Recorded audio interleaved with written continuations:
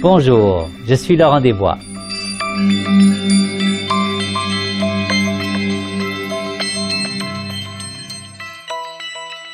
Dans cette capsule vidéo et dans celle qui va suivre, nous allons examiner la fameuse dette des ménages et ses conséquences. N'oublions pas que la crise depuis 2008 n'a pas été provoquée par une dette publique excessive. La Grèce et peut-être l'Italie étant l'exception. Cette crise qui a débuté aux États-Unis est le résultat d'une dette des ménages gonflée, ayant beaucoup servi à acheter des actifs surévalués, surtout des maisons, facilités par des banques qui ont accepté de prendre trop de risques.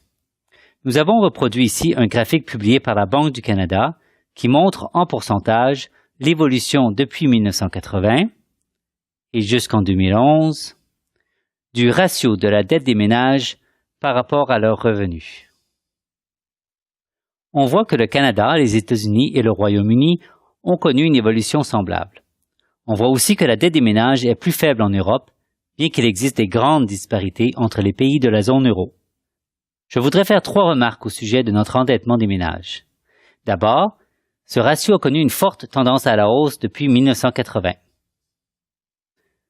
En effet, en 80, ce ratio était d'environ 80%. Et en 2010, il était d'environ 150 à 160%. Nous sommes donc 2 fois plus endettés aujourd'hui par rapport à nos revenus qu'en 1980. Sans oublier qu'au Canada, ce ratio a continué de croître depuis 2010.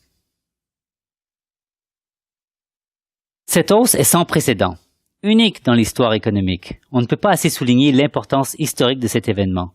Et cette tendance à la hausse est insoutenable à long terme. Deuxième remarque, les facteurs qui ont provoqué cette hausse de l'endettement sont de 3 ordres. D'abord, nous avons connu une baisse des taux d'intérêt depuis 1980 presque sans interruption, facilitant ainsi le crédit. Deuxièmement, nous avons connu une longue période de stabilité politique et économique qui a permis une certaine complaisance et une prise de risque excessive. Lorsque ça fait 50 ans que le prix des maisons monte, il est difficile de concevoir qu'il peut baisser un jour. Et finalement, l'innovation financière des 20 dernières années a aussi facilité le crédit, en particulier dans le secteur immobilier. Enfin, la 3e et dernière remarque que je ferai sur notre endettement est qu'il est encore très élevé, non seulement au Canada, mais aussi aux États-Unis et au Royaume-Uni. Et, mais qu'on ne le voit pas dans ce graphique, aussi dans certains pays d'Europe. En Irlande, au Danemark et aux Pays-Bas, par exemple, l'endettement des ménages se situe entre 200 et 300%. Ce ratio d'endettement nous rend très vulnérables au choc économique et a diminué notre capacité de croissance économique pour un certain temps.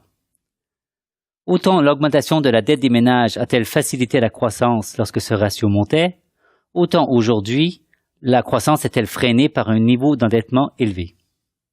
Nous avons emprunté de plus en plus aux banques pendant cette période, mais ce faisant, nous avons aussi emprunté à notre croissance future.